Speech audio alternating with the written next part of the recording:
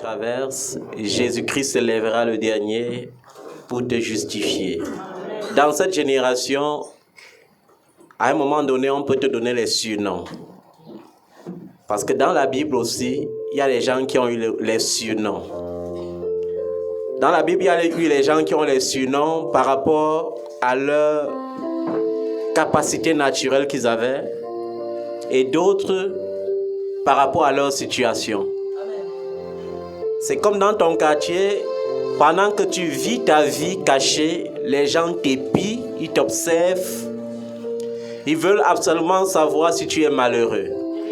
Même dans nos téléphones, il ne faut pas seulement voir que plusieurs personnes consultent ton profil. Plus de la moitié de ceux qui consultent ton profil sont là pour savoir si réellement tu es en train d'échouer. Ils ne sont pas là pour être contents des exploits que tu vis. C'est pourquoi je dis toujours aux chrétiens, quand tu te maries et que tu publies sur Facebook, sur WhatsApp, ce n'est pas souvent très commode parce que plusieurs le font et 2 années après, lorsqu'ils sont séparés, ils oublient aussi de publier qu'ils sont séparés. Vous voyez comment les êtres humains sont parfois malheureux. Ils aiment témoigner qu'ils brillent par les réseaux sociaux et non par la louange à l'Éternel. La seule façon de montrer que Dieu t'a béni, c'est de le louer davantage, de le célébrer davantage. Ce n'est pas en allant coller ton visage sur Facebook ou bien coller la neige sur Facebook que forcément tu démontres que tu es heureux. Amen. Est-ce que quelqu'un comprend cela? Aujourd'hui, nous allons prêcher un message qui peut être peut-être complexe, mais qui est digne d'être prêché. Vous savez, aujourd'hui, l'Église a besoin de retourner à la vraie parole et non à la parole du lait ou des flatteries. Dis avec moi, chrétien, sors de ta zone de confort. Si tu sors de ta zone de confort, Dieu va te visiter et il va changer ton nom. Vous savez, les fortes alliances dans la Bible ont engendré le changement de nom. Aujourd'hui, dans les églises, surtout pentecôtistes, les gens prennent beaucoup de programmes. D'autres prient pour briser les liens de noms. Je vais vous dire une chose. Dieu ne change pas le nom de quelqu'un parce que forcément c'est mauvais. Si on a changé le nom de Jacob parce que la signification était mauvaise, il n'en est pas de même pour Abraham et pour Sarah. Est-ce que vous comprenez ça? Qui connaît ce que signifiait Saraï? Saraï ne signifiait pas la stérile. Saraï signifiait la princesse. Est-ce que vous comprenez ça? Est-ce que la princesse c'est un mauvais nom? Et que signifiait Abraham? Abraham signifiait quoi? Abraham signifiait le vénéré. Est-ce que quelqu'un qui mérite les vénérations, est-ce que c'est un mauvais nom? Ce n'est pas un mauvais nom. Mais pourtant Dieu a changé le nom pour marquer l'alliance. Est-ce que vous comprenez ça? Mais quand on a changé le nom de Jacob, c'est parce que c'était terrible. Jacob signifiait usurpateur, voleur. C'est pourquoi Dieu a changé et a mis Israël, qui signifie quoi? Israël signifie quoi? Celui qui lutte avec Dieu. Ce n'est pas ça le but de mon message ce matin, mais c'est pour t'éveiller. Pour que tu sortes des faux combats. Parfois, tu prends autorité pour briser les liens de noms. Est-ce que tu connais même d'abord la signification de ton nom? Parce que même connaître la signification de ton nom ne suffit pas. Est-ce que tu sais pourquoi tes parents t'avaient donné ce nom? Parce que dans la Bible, dans l'Ancien Testament, on a changé les noms. Mais ce n'est pas un homme qui changeait les noms. C'est Dieu qui changeait les noms. Dans le Nouveau Testament, il y a eu des changements de noms. Mais c'est Jésus qui a changé les noms. Ce n'est pas comme dans nos églises aujourd'hui où ton père spirituel va dire « Dieu m'a dit que désormais tu t'appelles tel. » Tu étais là quand Dieu lui parlait de ça. Au lieu que tu ailles consulter le Seigneur pour savoir si ton nouveau nom te convient, on t'appelle comme ça, tu dis « Amen, c'est moi. » Parce qu'on a dit que ton nom désormais c'est bénédiction. Est-ce que tu connais même le sens de la bénédiction chez Dieu? La bénédiction n'est pas seulement ce qui donne la joie. Il y a des bénédictions aussi douloureuses. Est-ce que tu comprends ça, bien-aimé? Donc, il ne faut pas être des chrétiens doux, des chrétiens aliénés qui disent Amen sans consulter l'Esprit de Dieu pour savoir si le Père a parlé de la part de l'Esprit de Dieu. La Bible dit éprouvez les esprits pour savoir si c'est de Dieu qu'on parle. Est-ce que vous comprenez ça, bien-aimé? Pardonnez-moi d'être souvent dur et franc. C'est que je sais que je rendrai compte au ciel. Est-ce que vous comprenez ça? Chacun rendra compte au ciel. Il ne faut pas être fier d'être papa de 5000 disciples ou de 5 millions de disciples. Sois fier lorsque tu sais que les 5 millions d'enfants que tu as sont réellement sauvés. Parce que s'ils ne sont pas sauvés, demain au ciel, tu rendras compte. Jésus lui-même a rendu compte pour Judas avant d'aller à la croix. Père, je n'ai perdu aucun de ceux que tu m'as donnés. Si oui, le fils de la perdition, afin que la parole fût accomplie. Est-ce que vous comprenez ça? L'apôtre Paul comprenait ces choses. Il y a des gens qui vont me dire, oui, est-ce que Jésus était là pour changer le nom de Saul en Paul? Puisque tu dis c'est Jésus qui change les noms. Mais c'est parce que lorsqu'on est enfant, on ne peut pas comprendre certaines choses. Mais lorsqu'on va en profondeur avec Dieu, on comprend beaucoup de choses. Saul était le nom hébraïque de Paul. La traduction de Saul en langue grecque signifiait Paul ou Paulus. C'est pour ça que lorsqu'il change d'identité, à cause du fait qu'il quitte de l'état de persécuteur des chrétiens à serviteur des chrétiens, il devient Paul. Saul, ce n'était pas aussi un mauvais nom. Est-ce qu'on comprend ça? Puisque Saul était théologien de la caste des pharisiens. Et il ne persécutait pas l'église pour rien. Il défendait la loi de Moïse.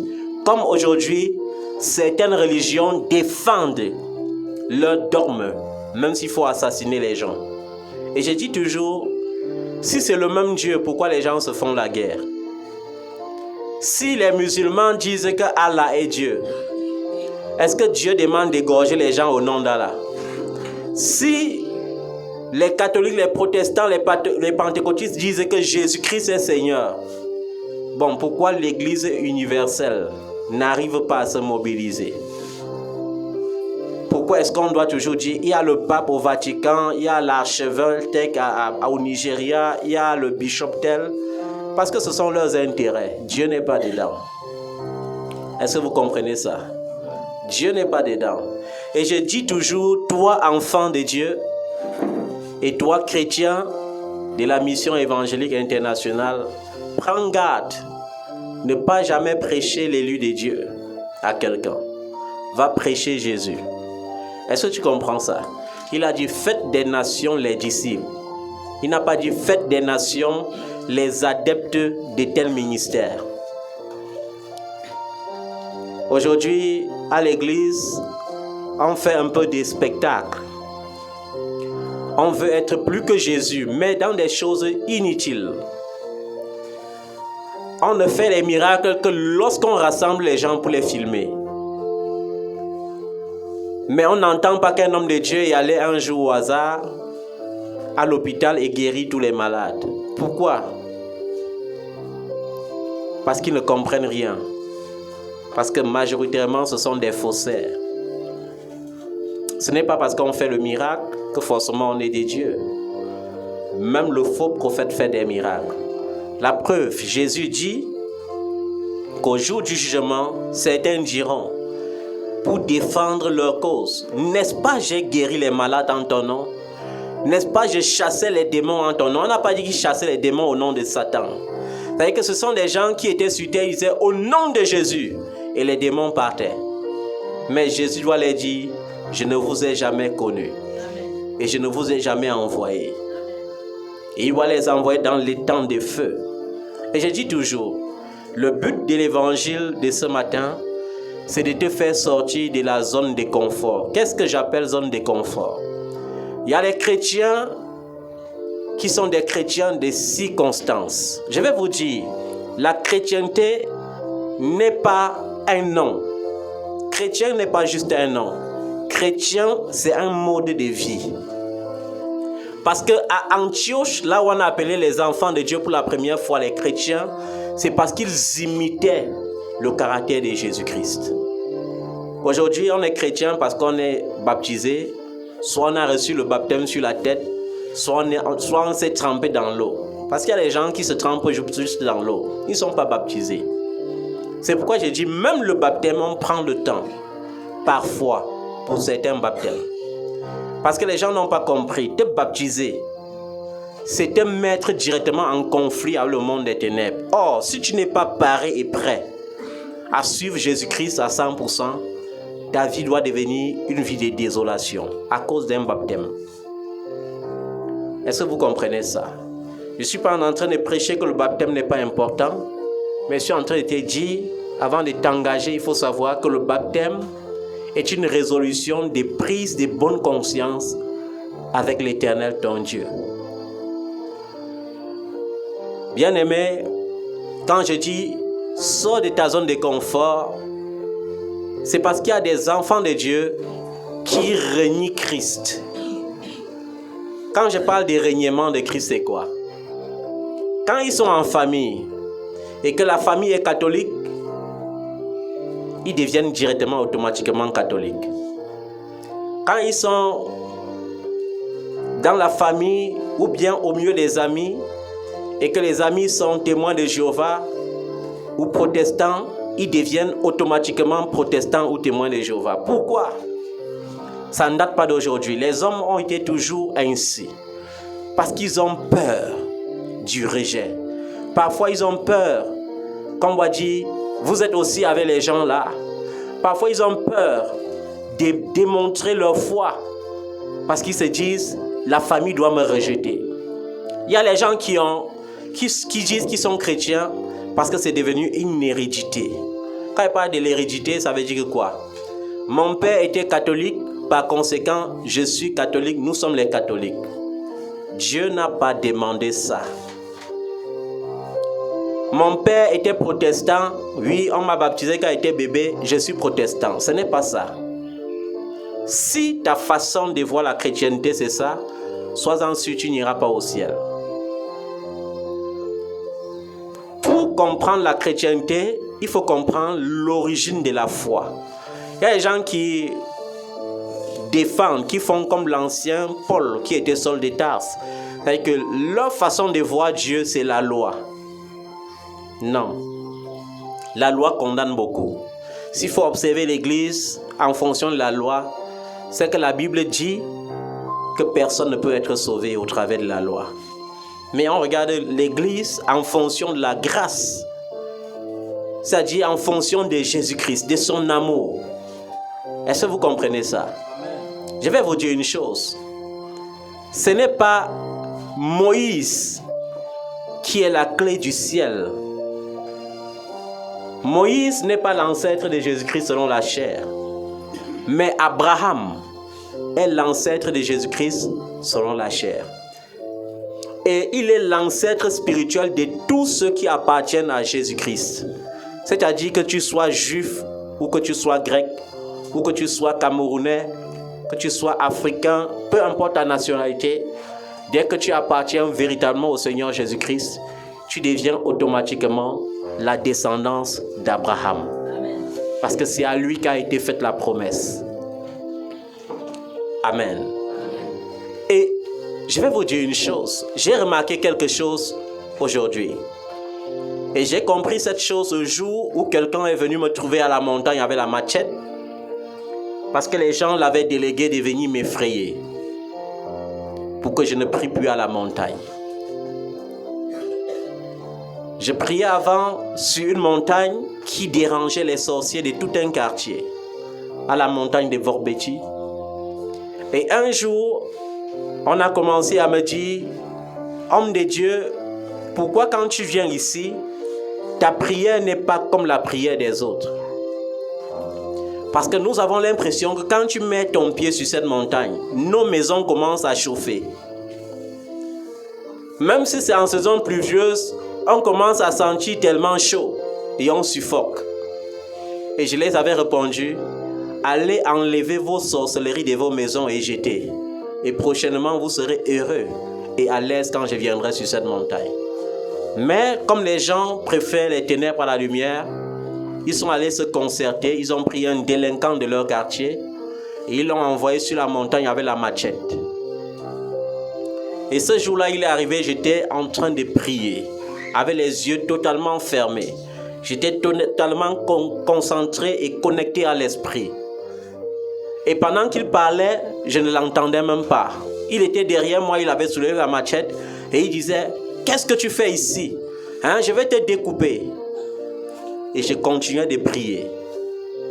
Et quand je me suis tourné, je l'ai vu.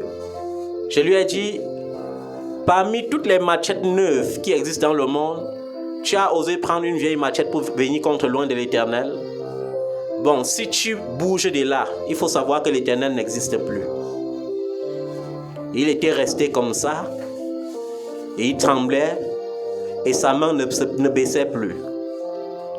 Et les gens qui l'ont envoyé, attendant les résultats en vain, ont compris qu'il y avait quelque chose qui n'allait pas. Ils sont venus à la montagne et ils ont trouvé leur courageux homme avec la machette soulevée et ne bougeant plus. Et ils ont dit, qu'est-ce qui se passe ici? J'ai dit, c'est vous qui l'avez envoyé.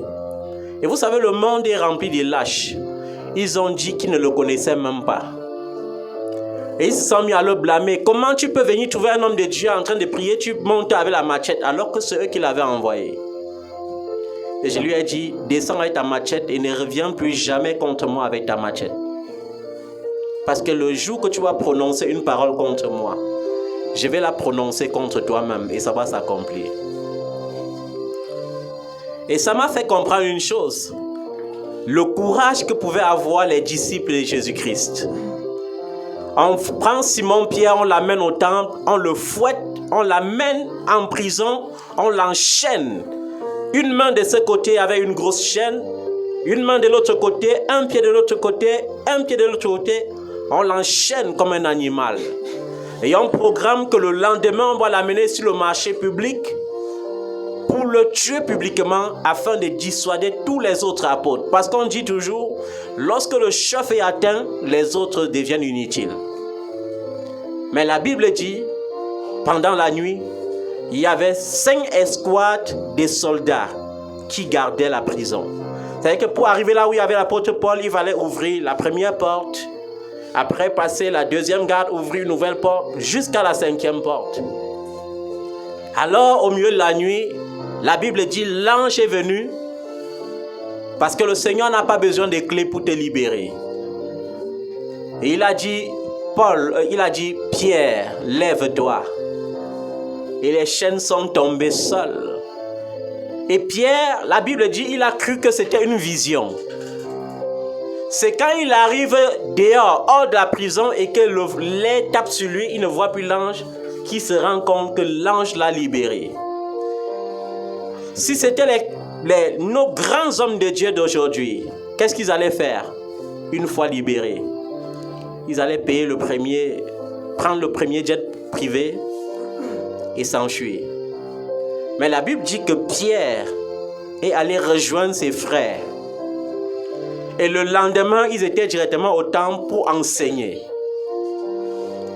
Et les gens étaient confus. Confus parce qu'on arrive, on trouve que toutes les portes sont fermées. Les gardes sont à leur poste, mais Pierre n'est plus là. On se renseigne, on dit Pierre est au temple en train d'enseigner. Et quand on vient, on les attrape tous, on les fouette copieusement. Et on leur dit, si vous parlez encore de ce Jésus, on va vous tuer. Et qu'est-ce qu'ils disent? Il vaut mieux obéir à Dieu qu'aux hommes. Ça m'a fait comprendre beaucoup de choses. Aujourd'hui, les enfants de Dieu sont comme des pharisiens. Vous savez, les pharisiens ne persécutaient pas Jésus parce qu'ils n'étaient pas persuadés que c'était le Christ. Non, ils savaient. Mais Jésus était devenu une menace pour leur popularité. Jésus était devenu une menace pour leur honneur. Parce qu'en Israël, lorsque tu étais pharisien, la Bible dit que tu étais approuvé du peuple. Tu avais les avantages devant le peuple. Lorsque tu étais pharisien, sadducien, oui, c'était les grands hommes qui connaissaient la loi de Moïse. Ils étaient vénérés. Alors, l'enseignement de Jésus-Christ les persécutait et ils avaient peur de perdre la foule. C'est pourquoi ils feignaient de ne pas le croire.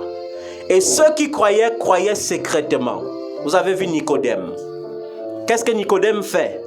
Il va chercher Jésus de nuit parce qu'il ne veut pas que ses amis le voient en public. C'est la même chose avec toi qui devient automatiquement religieux lorsqu'il faut sauver ta peau. Un jour, je me suis assis, je repensais à la vie des apôtres qui sont passés avant nous et qui ne marchaient même pas sur le tapis rouge comme nous aujourd'hui. Et qui ne roulaient pas dans les grosses voitures. Les gens me diront il n'y avait pas de grosses voitures de temps là.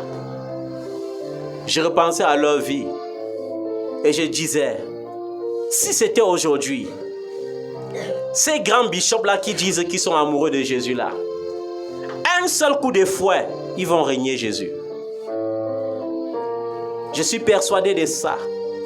Un seul coup de fouet, ils vont dire que non, Jésus c'était bon. J'aime les gens qui disent Seigneur je t'aime. L'amour ce ne sont pas les paroles. Quand on aime quelqu'un, on est prêt à donner sa vie pour la personne. Est-ce que tu peux donner ta vie comme martyr pour Jésus-Christ? Je ne pense pas. Je suis persuadé que sur 100 hommes de Dieu d'aujourd'hui, même les plus grands bishops, si on soulève la machette comme on avait soulevé sur moi, ils vont dire que j'ai compris grand, je ne viendrai plus jamais prier ici. Ou bien ils vont s'assurer de ne plus prier le genre qui va les toucher. Ils vont faire la comédie spirituelle. Vous savez, il y a beaucoup de comédiens aujourd'hui. Il faut que tu sortes de ta zone de confort. Je vais t'expliquer ce qui va se passer dans ta vie si tu ne sors pas de ta zone de confort. Et pour que tu comprennes cela, tu vas te mettre sur tes pieds toi-même. Et nous allons lire ensemble 2 Corinthiens chapitre 6.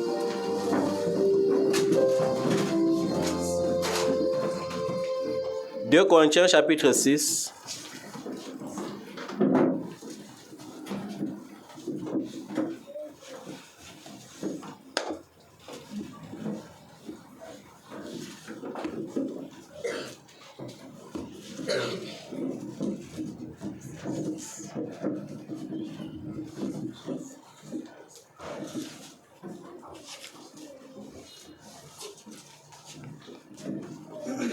Corinthiens chapitre 6,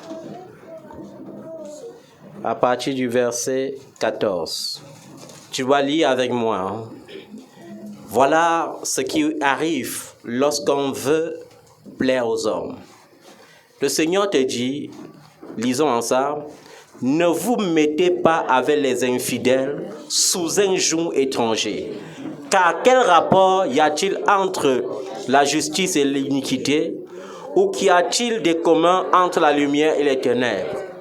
Quel accord y a-t-il entre Christ et Bélial?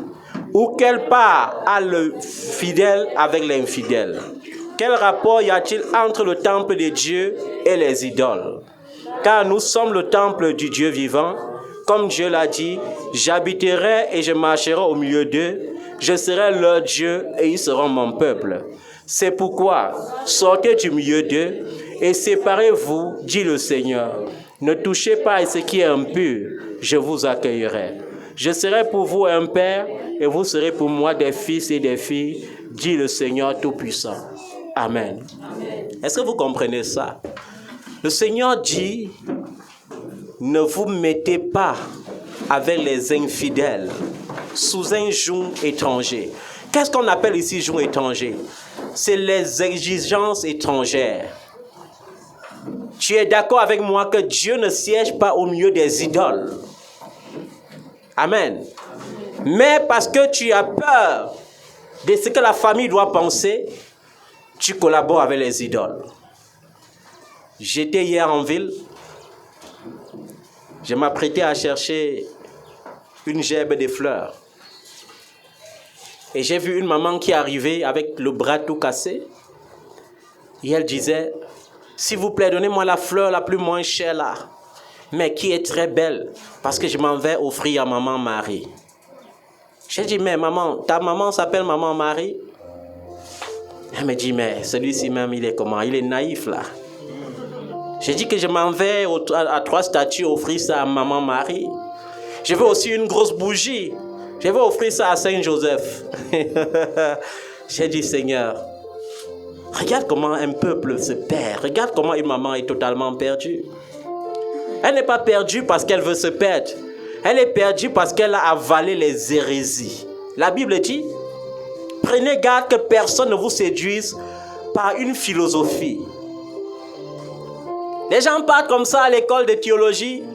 Ils enseignent, ils étudient les hérésies et ils viennent détourner le peuple pour qui Jésus est mort à la croix.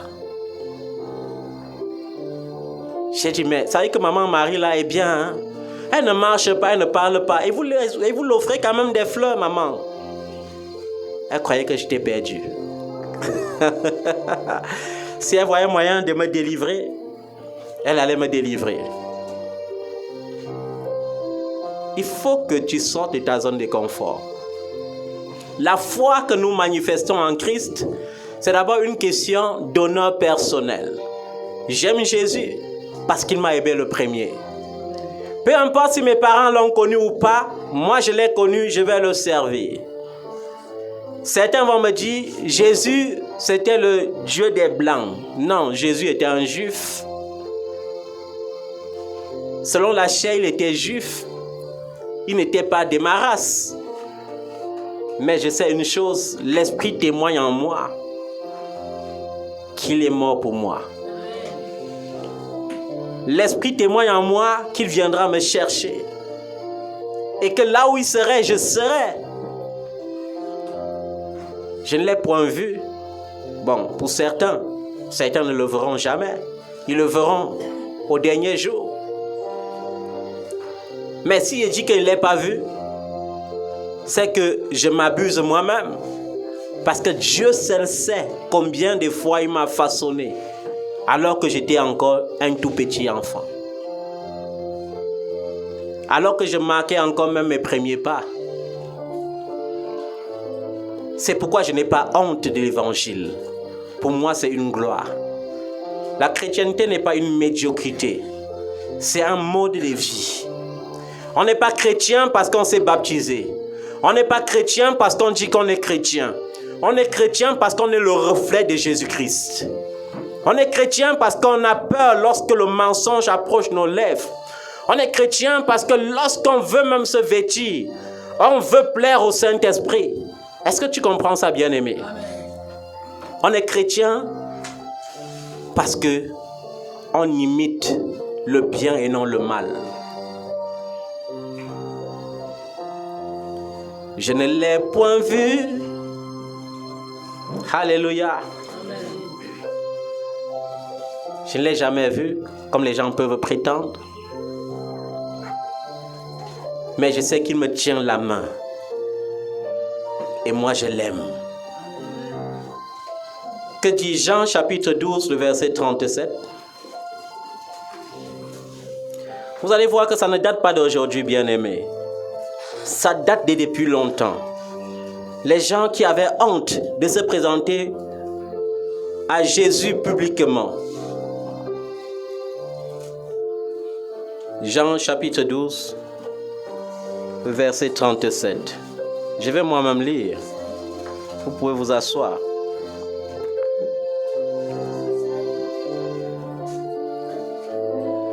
La Bible dit, dans Jean chapitre 12, au verset 37, que malgré tant de miracles qu'il avait faits en leur présence, ils ne croyaient pas en lui.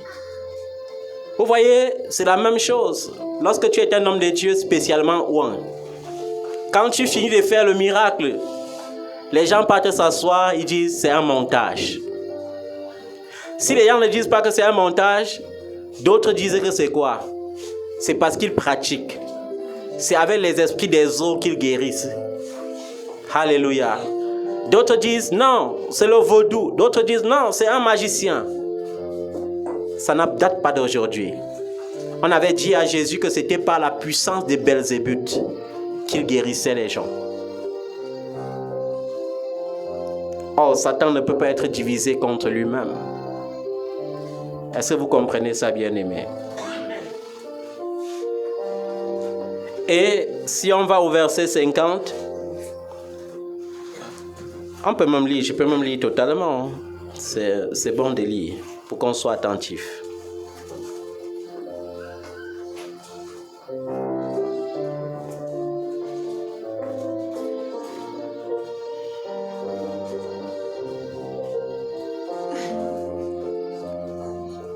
Le verset 37 dit, malgré tant de miracles que Jésus avait fait en leur présence, ils ne croyaient pas en lui.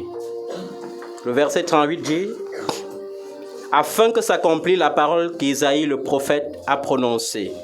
Seigneur, qui a cru à notre prédication et à qui le bras du Seigneur a-t-il été révélé?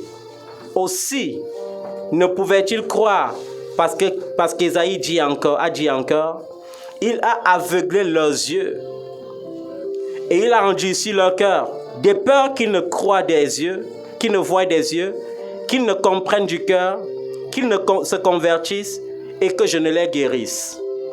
Isaïe dit ces choses lorsqu'il vit sa gloire et qu'il parla de lui. Cependant, même parmi les chefs, plusieurs crurent en lui, mais à cause des pharisiens, ils n'en faisaient pas l'aveu dans la crainte d'être exclus de la synagogue. Vous avez vu comment les gens croient en Jésus, mais ils n'osent pas dire qu'ils ont cru parce qu'ils ont peur que les pharisiens m'ont dit, vous n'avez plus part à la synagogue, on ne veut plus vous voir dans le temple. C'est la même chose.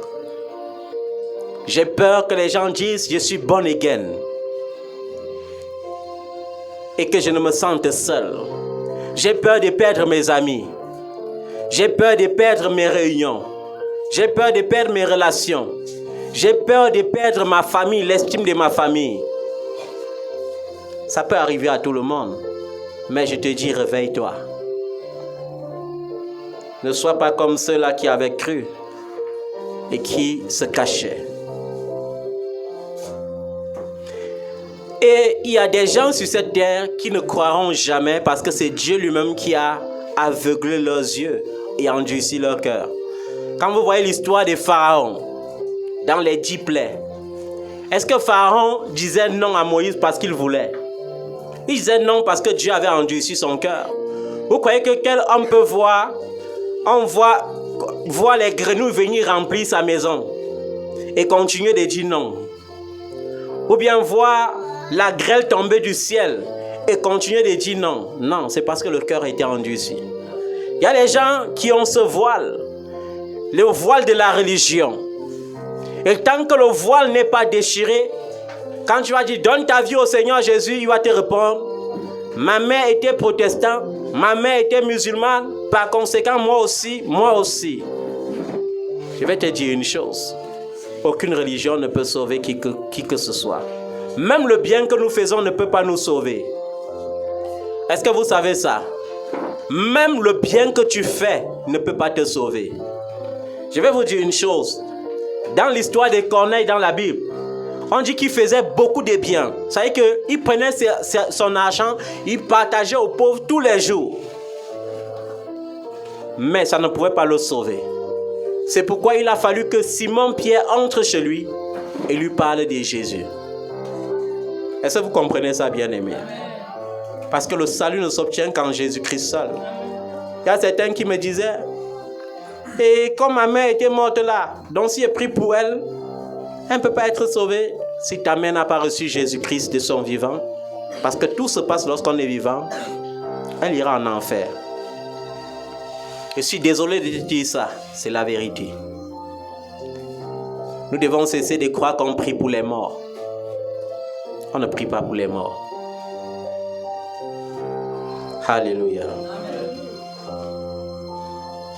Et que dit de Jean 7, verset 7 que vous allez lire à la maison, Jean 7, verset 12 à 13, Jean 19, verset 38, Jean 9, vous allez voir l'histoire d'un aveugle né. La Bible précise bien un aveugle né, un aveugle de naissance, et qu'il est né en étant déjà aveugle. C'est pourquoi le jour où Jésus-Christ le rencontre, il est déjà adulte. Qu'est-ce que les disciples demandent à Jésus? Est-ce que c'est lui qui avait péché ou bien ses parents pour qu'il naisse aveugle? Jésus dit non. Ce n'est pas à cause de ses péchés ou à cause des péchés de ses parents, mais c'est afin que l'œuvre de Dieu soit manifestée dans sa vie. Aujourd'hui, vous voyez les sorciers partout. Ce n'est pas toujours le péché. Ce n'est pas forcément une malédiction. C'est parce que Dieu veut tirer sa gloire dans ta situation. Est-ce que ton célibat est chronique? Ce n'est pas grave. Tu as donné ta vie à Jésus, reste là. Le mariage va te localiser. Parce que ton célibat, ce n'est pas forcément la malédiction. En Christ, il n'y a plus de malédiction. C'est que Dieu veut tirer sa gloire dans ce que tu vis. Vous voyez? Et malgré le fait que l'enfant a été guéri, les parents n'ont pas accepté de confesser Jésus-Christ publiquement. Parce qu'ils avaient toujours peur que les pharisiens vont nous rejeter. Nos amis vont nous rejeter. Vous avez vu les soldats qu'on envoie aller arrêter Jésus. Parce que vous comprenez, la foule dit déjà qu'il vient de Dieu. La foule dit, il rend déjà témoignage que s'il n'était pas le Christ, il ne peut pas accomplir de tels miracles. Allez l'arrêter. Allez l'arrêter, il est en train de faire qu'on perde nos clients. C'est la même chose avec vos prophètes aujourd'hui.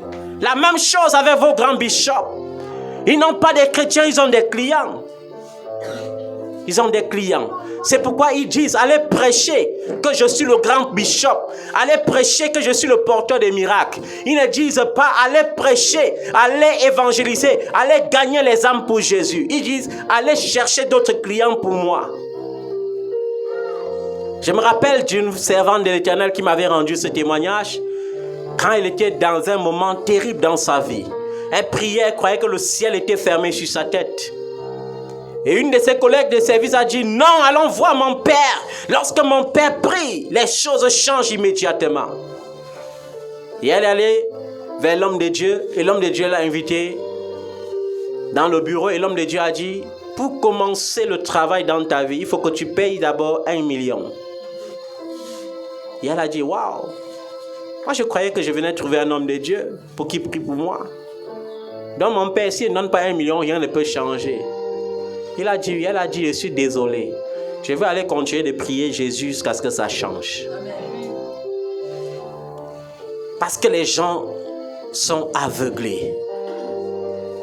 Jésus, on payait la consultation combien? Même ces hommes de Dieu qui vous demandent de payer la consultation, ils avaient payé combien à Jésus pour recevoir l'onction?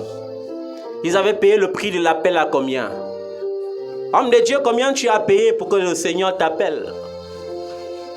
Pour qu'il y ait son élection sur ta vie, tu lui avais donné combien? Vous avez reçu gratuitement, donné gratuitement. On ne dit pas aussi à la race des chrétiens cupides. Vous savez, il y a certains chrétiens qui ont transformé les hommes de Dieu en commerçants. Ils savent qu'il est écrit, tu n'iras pas dans le sanctuaire de l'Éternel les mains vides. Mais malgré le million et le milliard que Dieu les donne, ils viennent tous les mains vides. Et si tu tentes de lui demander l'argent, demain ton nom sera publié sur Facebook. Je suis allé dans le bureau de l'homme de Dieu là, il demandait l'argent. Mais gloire soit rendue à l'Éternel, mon Dieu. Parce que qu'on me rende visite, les mains vides ou pas, Je refuse de pratiquer la cupidité. C'est mon alliance avec mon Dieu. Que tu viennes dans la maison de l'Éternel avec les offrandes ou pas, je servirai toujours l'Éternel.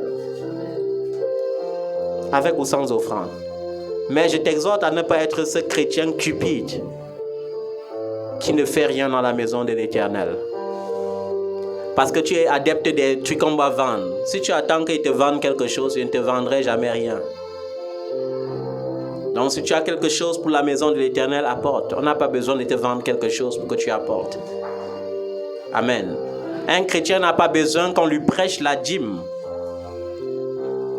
Si tu sais qu'Abraham a donné sa dîme à Melchisedec, le roi de Salem, toi aussi, enfant de Dieu, tu as pour devoir de donner ta dîme. On n'a même pas besoin de te prêcher cela. Et pourquoi on dit donner? Parce qu'on ne paye rien en Jésus-Christ. Est-ce qu'on paye quelque chose à Jésus?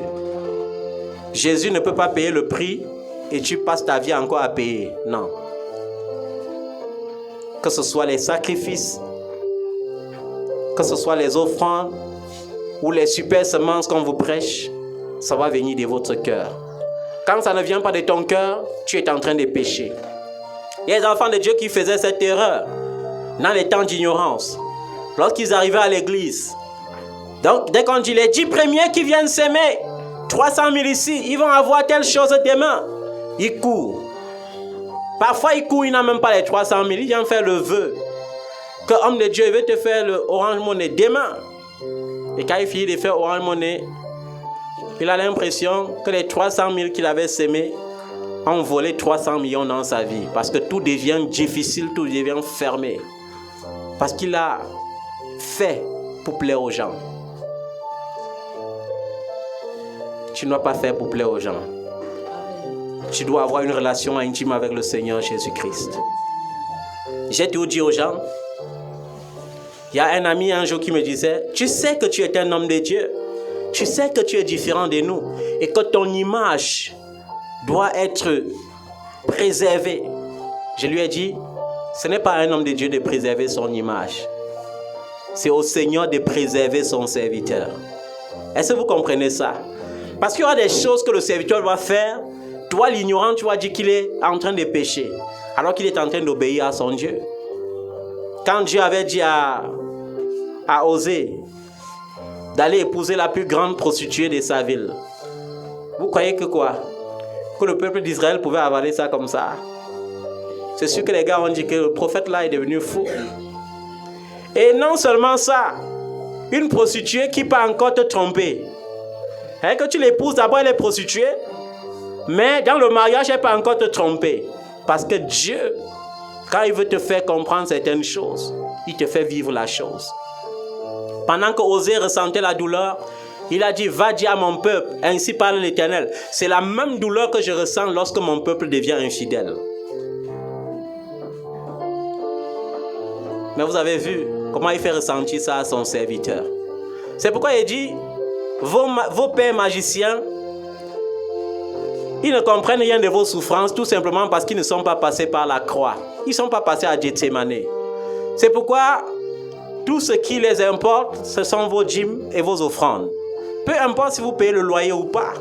Peu importe si vous mangez bien ou pas. Peu importe si vous vous soignez bien ou pas. Celui qui n'est pas fidèle dans sa dîme et ses offrandes, c'est un infidèle devant les hommes de Dieu qui sont déjà gagnés par la cupidité, qui sont gagnés par maman.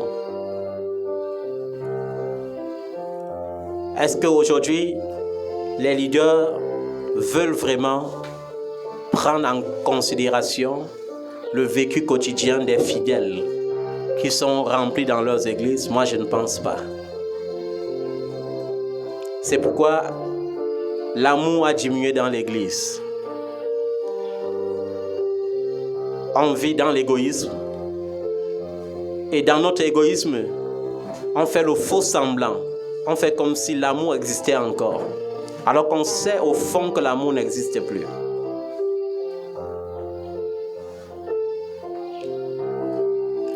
Bien-aimé, si tu honores le Seigneur publiquement, il doit aussi t'honorer publiquement.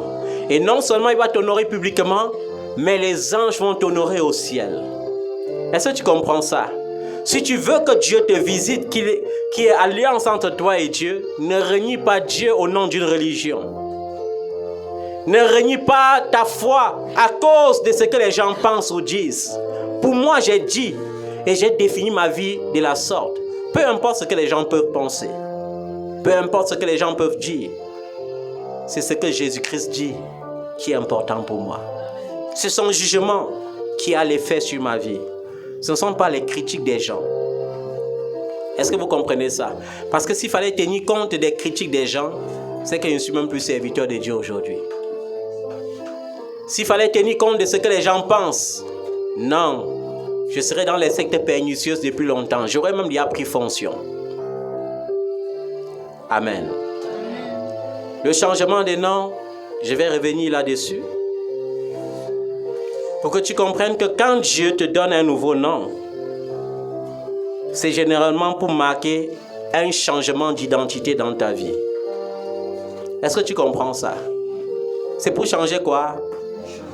Je n'ai pas dit quand ton père spirituel dit que Dieu m'a dit que tu t'appelles. Non. J'ai dit quand Dieu te dit qu'il a changé ton nom. Parce que nous devons dire les vérités. Aujourd'hui, il y a une sorte de sorcellerie dans l'église que les gens pratiquent. Le père se lève directement et dit qu'à partir d'aujourd'hui, j'ai changé les noms de tout le monde ici. Qui te demande de changer leur nom? C'est de l'audace. Il y a des gens qui croient que l'onction, c'est le gros crucifix qu'on met au cou. Ce n'est pas ça. Ce n'est pas ta soutane qui démontre la quantité de l'onction qu'il y a sur ta vie. Même en étant avec les Samaras aux pieds et n'ayant pour vêtement que la peau des chameaux, Jean-Baptiste était très haut. Est-ce que tu comprends ça? Aujourd'hui, nos grands prophètes qui disent qu'ils sont grands, qui savent seulement dire consultation prophétique, 300 € pour 10 minutes. Quand tu le consultes pour 10 minutes, c'est 300 €. Ces magiciens, ces fanfarons, ils sont incapables de faire descendre le feu du ciel comme Élie. Élie n'a pas demandé l'argent aux gens, mais il faisait descendre le feu du ciel. Est-ce que tu comprends ça?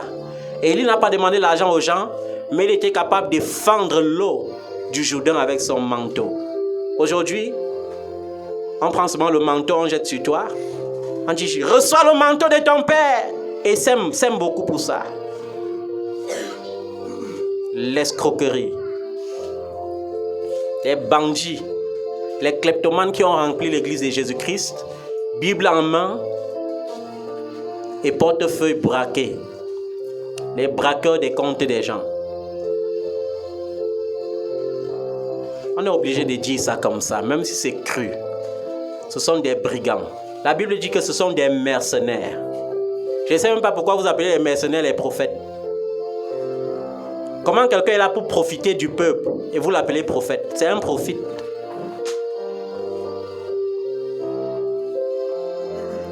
Dites-moi un peu. Un homme de Dieu a un jet privé. Un jet privé coûte dans les 17 milliards. Mais pour construire l'église, il vous demande de contribuer. Ce n'est pas la sorcellerie. Dites-moi, ce n'est pas la sorcellerie. Tu es en location.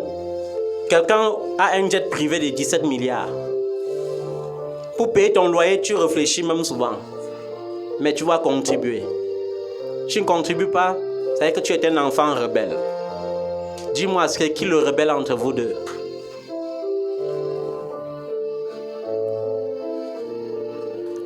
Appelez les brigands souvent brigands. Et ils ont leurs mots qu'ils effrayent le peuple avec l'évangile de la peur. Ne touchez pas à mes oins. Si quelqu'un tente de parler mal de moi, le ciel va le frapper. J'avais vu l'autre qui avait dit à ses enfants, si quelqu'un n'apporte pas sa dîme ici là avant demain, j'enlève mon manteau spirituel sur sa vie. Et quand j'enlève ma couverture spirituelle, le ciel est fâché contre toi. Il dit à l'autre qui est moto-taximan, prends garde et apporte-moi la dîme là vite demain. Parce que si tu n'apportes pas ça, demain le camion doit t'écraser à la moto. Et ils avaient peur. Il faut que j'aille chercher la dîme vite. Jusqu'à ce qu'un jour, il tombe sur mon chemin. Et que je dise, c'est un brigand. N'apporte pas la dîme. Et si la moto t'écrase, moi-même je viendrai te ressusciter. Ils ont été libérés de l'évangile de la peur. Qu'est-ce qu'ils appellent même manteau spirituel là? Le seul manteau dont tu as besoin, c'est le Saint-Esprit. Est-ce que tu comprends ça? Ton Père intercède pour toi, mais il n'est pas ton Saint-Esprit. Est-ce que tu comprends ça, bien-aimé? Et lorsque tu sais que ton Père est tombé, au lieu de prier pour qu'il se relève, tu continues de l'appeler papa, papa. Sois-en sûr, tu es un candidat pour l'enfer. La Bible dit, sortez du milieu d'eux. Ne vous mettez pas avec les infidèles. Amen. L'église est remplie d'impudicité, mais tu es là. Non, non. Vous savez, on ne chante pas l'église tous les jours. Je ne veux pas la prostitution spirituelle. Il faut rester là. Hein? Les super pentecôtistes qui savent critiquer les super catholiques et les super catholiques qui savent dire qu'ils sont les seuls sauvés, mais qui sont dans l'église remplie d'homosexuels et pédophiles, avec les idoles muettes par-ci par-là, les photos d'un Jésus blanc qui n'a jamais existé, parce qu'il faut absolument prouver que Jésus était blanc et que le noir est une race maudite. Quand il faut dessiner Satan, il faut le dessiner noir, et quand il faut dessiner Jésus, il faut le dessiner blanc. Bande de racistes cachés derrière la religion. Que Dieu ait compassion de vous. Jésus était juif. S'il faut le regarder selon la chair, il était descendant d'Abraham. Parce que la promesse a été faite à Abraham. Et il a engendré Isaac. Il n'a pas seulement engendré Isaac, mais c'est Isaac qui était le fils de la promesse. Ce n'est pas Ismaël. Est-ce que tu comprends ça, bien-aimé? Quand Dieu veut te donner un nouveau nom, il veut impliquer un changement d'identité dans ta vie. Est-ce que tu comprends ça? C'est pourquoi nous voyons dans la Bible, et je vous ai dit, à l'introduction de cet évangile, de cette prêche, que Dieu a changé le nom d'Abraham. Abraham n'était pas un mauvais nom. Abraham signifiait Père vénérable. Est-ce que tu comprends ça, bien-aimé? Il s'appelait quoi? Père vénérable. Est-ce que c'est un mauvais nom? Mais aujourd'hui, tous les ans, tu brises les liens des noms. Chaque année, hein? Quand décembre arrive, c'est le temps de la peur. Vous voyez, ça c'est le temps où le diable se lève, où les sorciers se lèvent. Il faut jeûner, il faut prier. Non, non, non. Ma méthode de prière en décembre ne change pas. C'est la même méthode chaque mois de l'année. Parce que je n'ai pas peur de ce qui est vaincu. Amen. Comment tu dis que Jésus est vainqueur et tu as peur comme ça? Un chrétien qui a peur de décembre. Chaque mois de décembre, quand décembre sonne, il a peur. Les sorciers, les sorciers. Et après, il vient chanter, hein? Oui, c'est mort de qui? Celui qui est en moi est plus fort que celui qui est dans le monde. Mais il a quand même peur de celui qui est dans le monde. Moi, je pense que toi-même, tu as besoin d'être délivré de cette sorcellerie. Parce que dire que Jésus-Christ est Seigneur et avoir peur des sorciers veut dire que tu es un sorcier. Est-ce que tu comprends ça? Il y a des gens qui vont dire, le Père a tiré sur nous. Exactement comme Simon-Pierre. Le jour où Jésus lui dit, arrière de moi Satan, il s'y saute. Il dit, hey, comment le Père s'il m'appelle aujourd'hui Satan comme ça? Ce n'est pas Pierre que Jésus appelait Satan. Il blâmait l'esprit par lequel Pierre parlait. Est-ce que tu comprends ça? Jésus dit, il faut que je meure pour que vous soyez sauvés. Il dit, non, non, non, tu ne dois pas faire ça. Ce n'est plus Pierre qui parle, c'est Satan qui parle. Arrière de moi Satan. Mais quand Dieu a rendu visite à Abraham, ils ont fait alliance. Dieu a dit, désormais tu ne dois plus t'appeler Abraham. Tu vas t'appeler Abraham, qui signifie père de la multitude. Lorsque tu lis Genèse 17, le verset 5, tu vois bien ça. Tu vois comment il change le nom d'Abraham en Abraham. Et il change aussi le nom de la femme d'Abraham. Sarai qui signifiait ma princesse. Est-ce que ma princesse là, c'est un nom maudit? Si c'était un nom maudit, pourquoi ton fiancé te dit toujours ma princesse? Pourquoi ton mari dit toujours ma princesse? Ah, c'est quelque chose de bien. Mais Dieu a quand même changé Sarai en Sarah. Amen. Et Sarah qui signifie quoi? Mère des nations. Parce que ton mari ne peut pas être père de la multitude. Et toi, tu reçois un nom contraire jusqu'à ce que la bénédiction existe. Son mari était désormais père de la multitude. Et elle était quoi? Mère des nations. Pourquoi on l'appelle mère des nations? Parce que le Seigneur savait que c'est Abraham qui allait être l'ancêtre de tous les chrétiens de toutes les nations du monde. Alléluia. Et vous avez vu quand la prophétie est sortie, Sarah, elle regarde comme ça, elle voit qu'elle a 89 ans. Premier réflexe, elle rit. Elle fait comment? Une façon de dire à Dieu que, gars, même toi là, ça ne va pas souvent. Quand tu vois une vieille mère de 89 ans, elle dit qu'elle va accoucher. Et quand Dieu lui dit, même Sarah, pourquoi tu ris? Non, non, non, je n'ai pas ri. Vous voyez, les femmes ont tout un peu ce réflexe de vouloir un peu mentir pour se couvrir. Dieu voit partout, il voit que tu as ri, mais tu dis quand même que non, je n'ai pas ri. C'est pourquoi Dieu a donné le nom à son fils Isaac. Isaac signifie quoi? Isaac signifie quoi? Ouais, il a ri. Il rit. Isaac signifie il rit. Tu ne connaissais pas ça? Pas sa mère riait. C'est pourquoi on dit que lorsque tu es enceinte, tu transmets tes émotions à ton enfant. Hein? Tu as peur, l'enfant naît, il a peur. Tu ris, l'enfant naît, il est toujours souriant. Ces bébés zombifiés là sont souvent les enfants des mamans qui avaient toujours les tendances des zombies quand elles étaient enceintes. Moindre erreur, elle est toujours fâchée. Après, elle dit, mon enfant ne sourit pas. Tu veux qu'il sourie comment? Est-ce que tu lui transmettais le sourire? Tu étais tout là la face froissée. Quand il naît aussi, il a la face froissée. Tu es étonné. Sarah a ri. Isaac a reçu le nom, il rit. Amen. C'est pourquoi je vous dis, il n'y a rien de nouveau. Hein, les futures jeunes mamans de demain là. Peu importe ce qui se passera, peu importe les caprices de ta grossesse. La grossesse n'est pas une maladie. C'est un passage de vie qui donne la vie. Alors, lorsque Dieu te bénira par la grossesse, sois animé par des énergies positives. Hein? Ne sois pas cette femme qui est toujours là en train de fiasquer. Après, je viens pour consacrer l'enfant. L'enfant me toise. Je souris, il se fâche. On croit que ce sont les démons alors que c'est le caractère que tu lui avais transmis. Il faut être souriant. La femme est née pour sourire. On n'a pas dit pour rire, pour sourire. Il y a une différence entre rire et sourire. Hein? Est-ce que vous comprenez ça? L'une des choses que la femme a dans sa beauté, c'est sa capacité à sourire. Une femme qui marche tout comme Rambo dehors, après elle dit qu'elle n'a pas les prétendants. Quel homme peut approcher une femme qui marche toujours fâchée? Personne.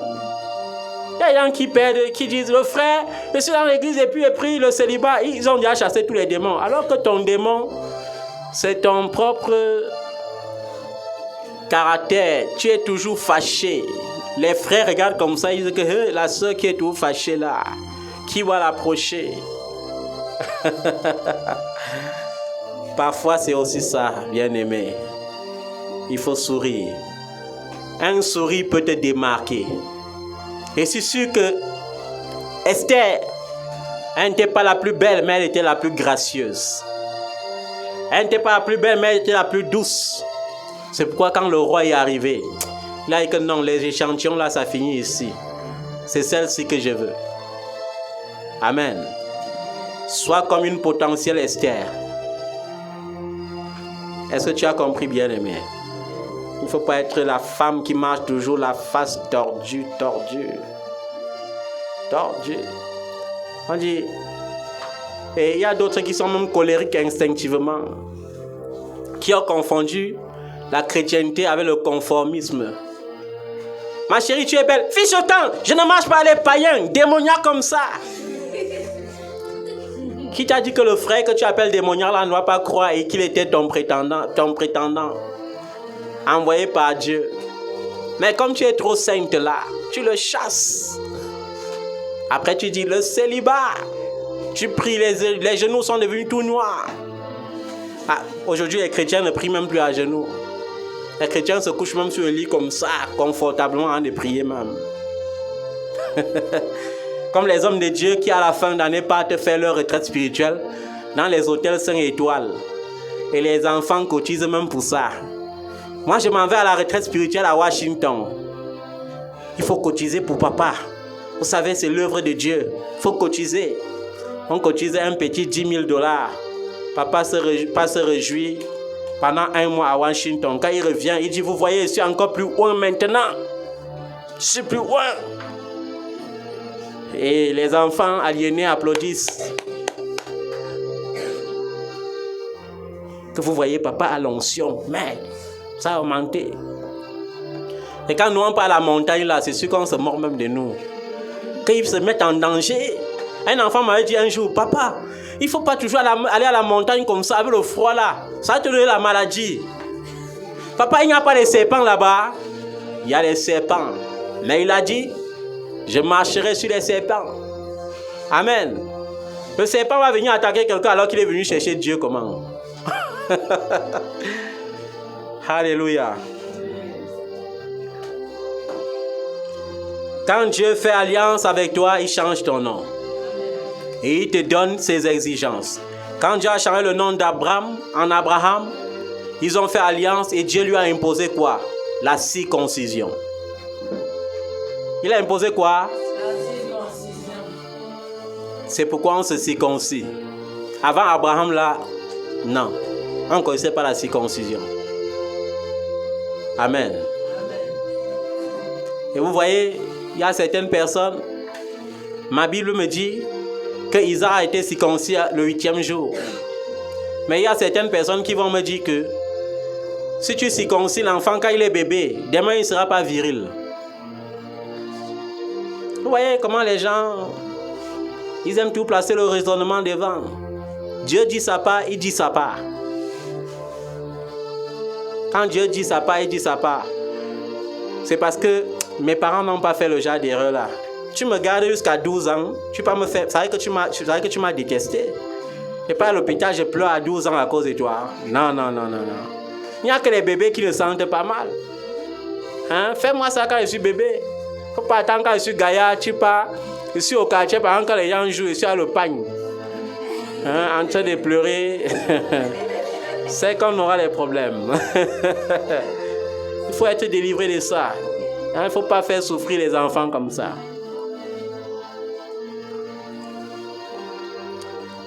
Jésus est issu d'Abraham. Est-ce que vous comprenez ça? Quand tu liras Matthieu chapitre 1, du verset 1 au verset 17, et Luc chapitre 3, le verset 23 à 38, tu comprendras que Jésus est né d'Abraham. Isaac était le père de Jacob, qui avait reçu le nom d'Israël. Et je vous ai dit que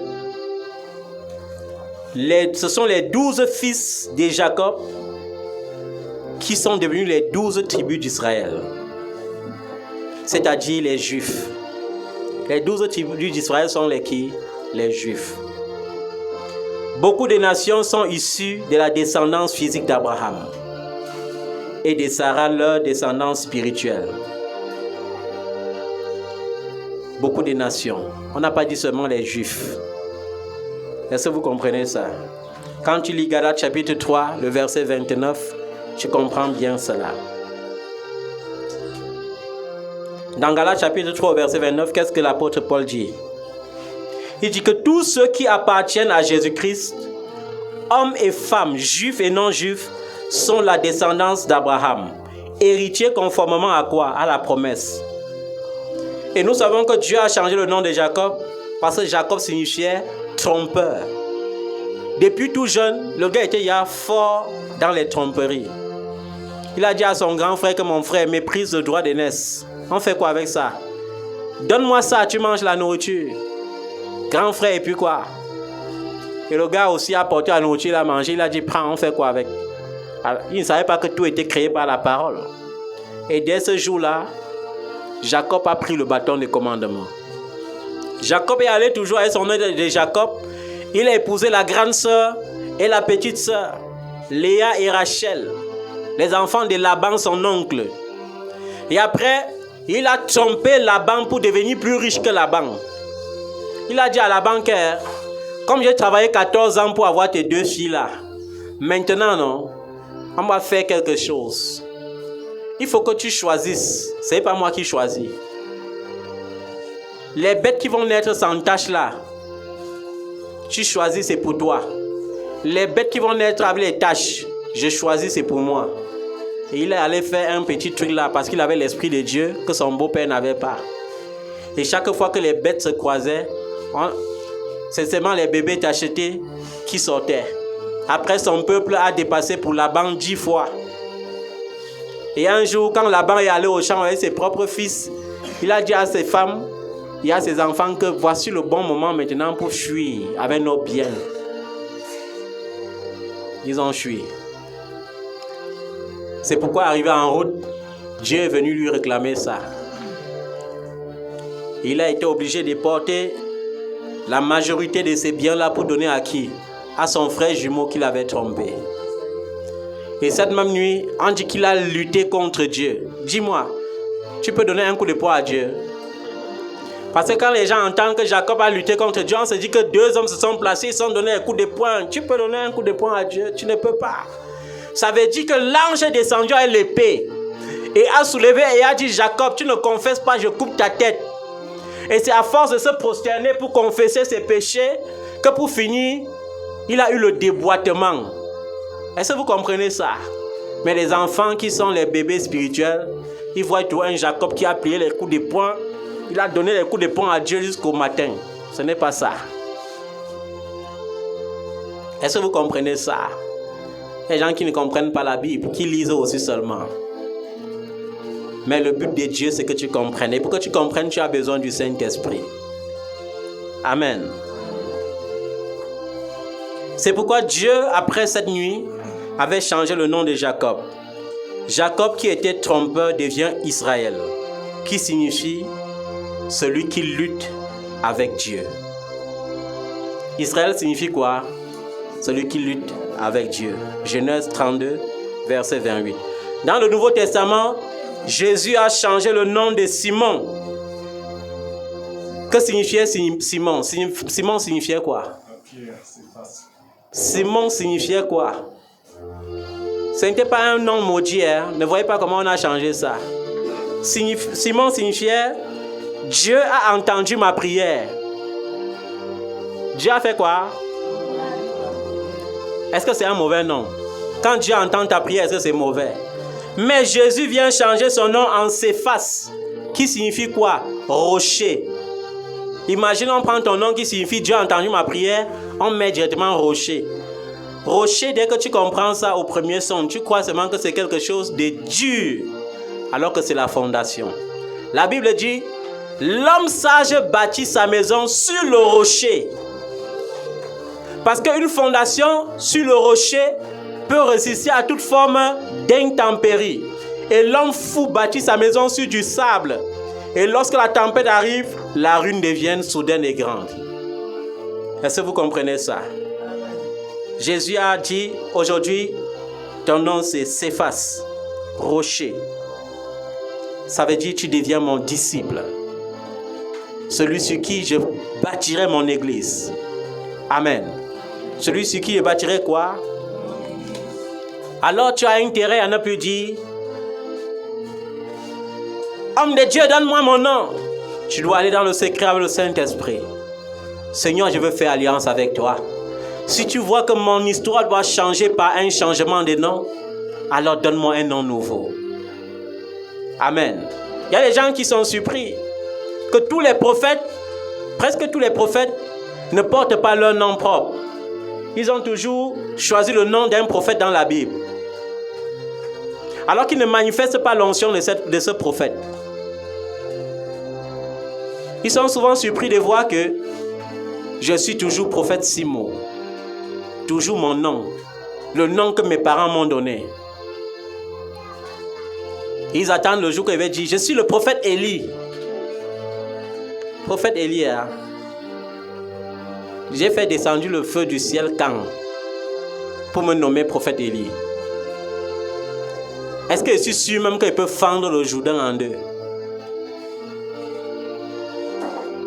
Donc, bien aimé, ce que je veux que tu comprennes, c'est que Dieu change ton nom par rapport à une alliance précise. Par rapport à quoi? Une alliance précise. Quand tu étais pauvre, tu étais pauvre. Quand tu deviens riche, la pauvreté disparaît. C'est la même chose avec Jésus. Quand tu étais sans Christ, tu étais dans les ténèbres. Une fois en Christ, tu es éclairé. Tu deviens la lumière du monde. Est-ce que tu comprends ça? On n'a pas dit la lumière de ta maison, la lumière du monde. C'est toi qui te sous-estimes. Quand tu es en Christ, tu deviens la lumière du monde. Est-ce que tu peux te mettre sur tes pieds ce matin?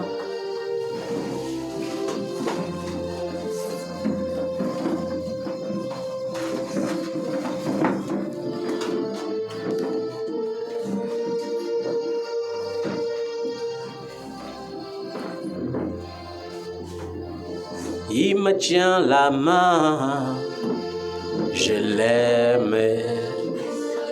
Il me tient la main, je l'aime.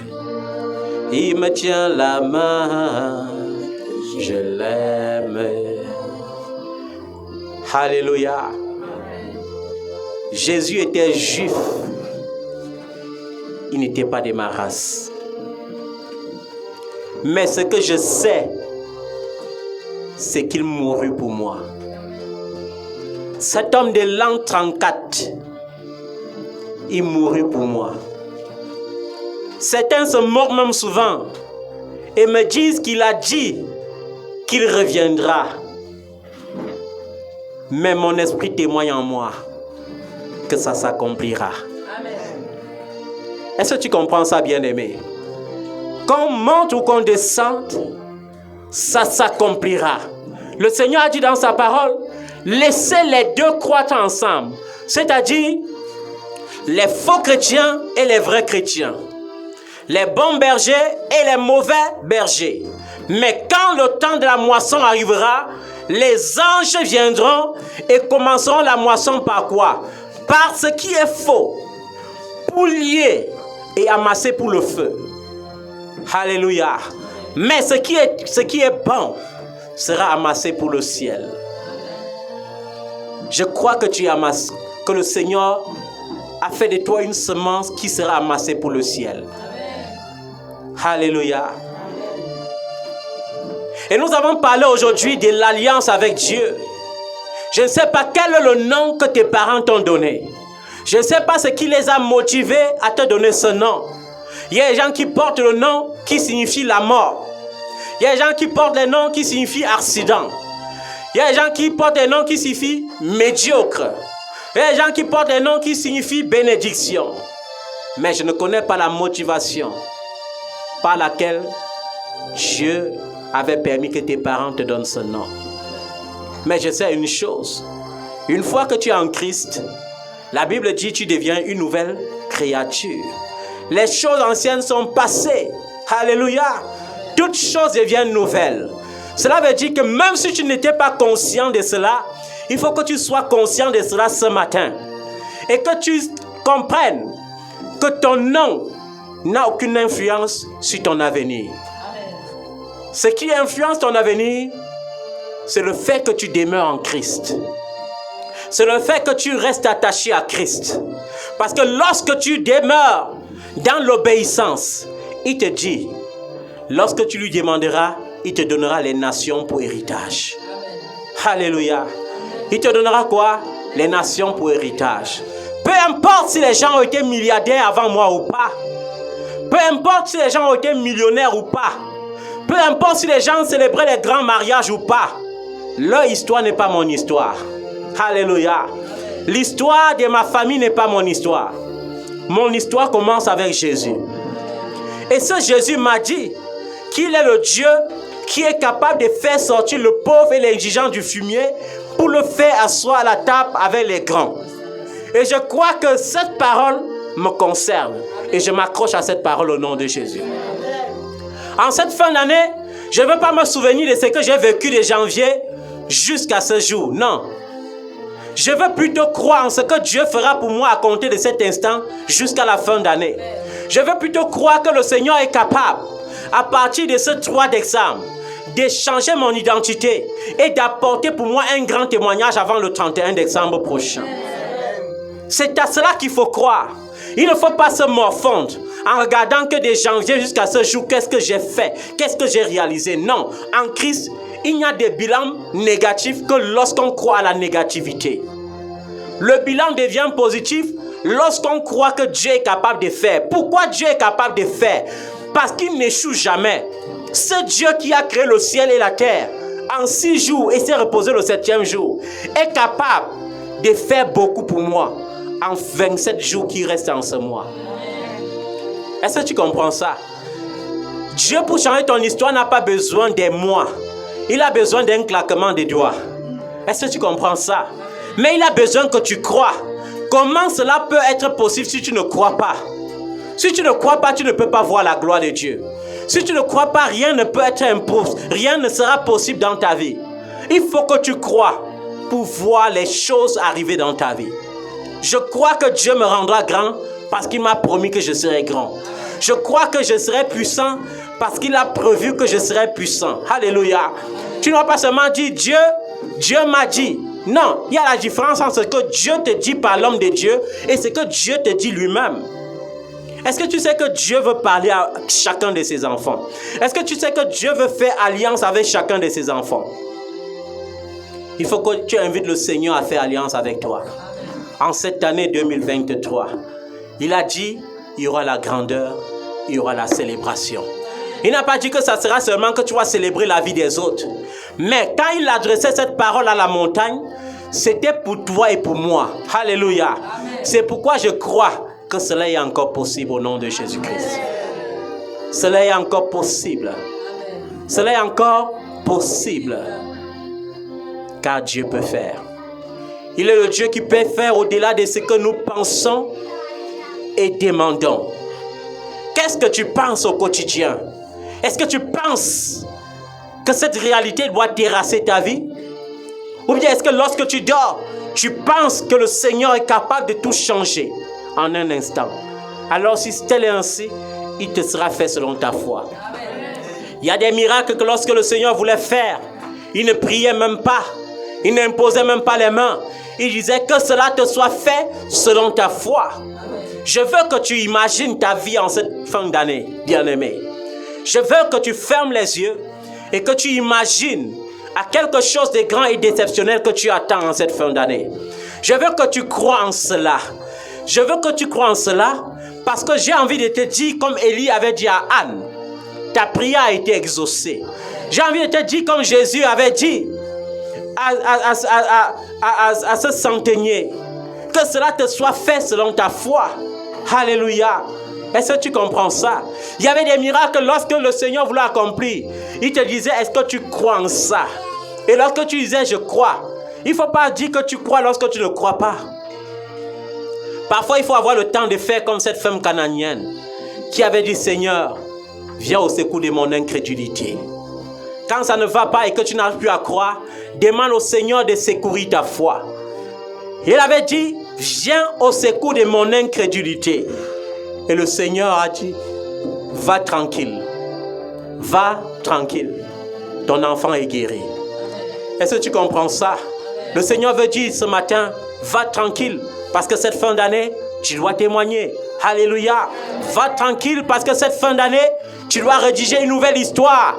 Une histoire d'une nouvelle joie. Une histoire d'une nouvelle forme d'adoration. Vous savez, il y a une façon de prier lorsqu'on n'est pas encore béni. Mais il y a aussi une façon de prier lorsqu'on est déjà béni. Une personne qui vit dans l'aisance financière Sa façon de parler de Jésus n'est pas comme la façon de quelqu'un qui est dans la médiocrité financière. Quand il parle de Jésus, il parle d'un Jésus qui peut donner l'abondance. Il parle d'un Jésus qui peut donner la sécurité. Est-ce que vous comprenez ça? Mais lorsque tu n'as pas la sécurité, parfois tu paniques. Mais ce matin, Dieu te dit, ne panique plus, crois. Est-ce que tu comprends ça? Crois, peu importe ton âge, crois. Alléluia. C'est ceux qui n'ont plus d'espérance qui ne peuvent plus être sauvés. C'est ceux qui n'ont plus d'espoir, qui ne peuvent plus voir la main de Dieu agir dans leur vie. Peu importe l'âge que tu as. As-tu 25 ans, c'est pas grave. As-tu 30 ans, c'est pas grave. As-tu 40 ans, c'est pas grave. Même 50 ans, c'est pas grave. Même 55 ans, c'est pas grave. Tu peux encore te marier. Est-ce que tu comprends ça, bien-aimé? Tout est possible à celui qui croit. Le bonheur marital ne réside pas du fait qu'on s'est marié trop jeune. Non. Ayant qui se sont mariés à 20 ans et qui ont divorcé à 22 ans. Ayant qui se sont mariés à 50 ans et qui aujourd'hui à 60 ans sont tous dans le bonheur. Est-ce que tu comprends ça? C'est que le bonheur marital ne dépend pas de l'âge auquel tu te maries. Ça dépend de la grâce qui coule sur ta vie. Ça dépend de quoi? De la grâce qui coule sur ta vie. Alors cesse de vivre comme une désespérée. Tu n'as pas 90 ans, mais tu commences à dire, oh, la ménopause est montée, la ménopause est descendue. Non, non, non, non. Arrêtez-moi cette sorcellerie. Ceux qui ne croient pas sont des sorciers. Est-ce que vous comprenez ça? Parce que l'incrédulité, Dieu a tout puni l'incrédulité par quoi? Par la mort. Vrai ou faux? Les Israélites qui ont été délivrés de la main de Pharaon par Moïse ne sont pas entrés dans la terre promise. Pourquoi? Parce qu'ils étaient incrédules.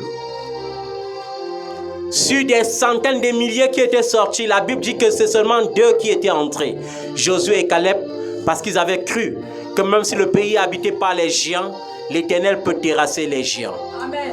J'ai besoin de ces femmes qui, même à 60 ans, sont capables de dire, si Sarah a enfanté à 90 ans, je peux encore enfanter. Il suffit de vouloir, il suffit de croire. Alléluia. Peu importe que tu aies les kystes et myomes, on enfante même avec ces choses dans le ventre. Et je ne témoigne pas de ce que je n'ai pas vécu. Je témoigne de ce que j'ai vécu. Il y a ma fille ici, la sœur Myriam. Quand elle est tombée enceinte de Sarah, elle avait les myomes dans le ventre. Mais quand après 8 années qu'elle cherchait l'enfant, elle se consolait en disant, j'ai quand même déjà 2. Alléluia. Mais quand sa deuxième fille est venue, on a dit sujet de prière. Qu'est-ce qu'elle a dit à Dieu? Papa, je veux que maman accouche ma petite sœur.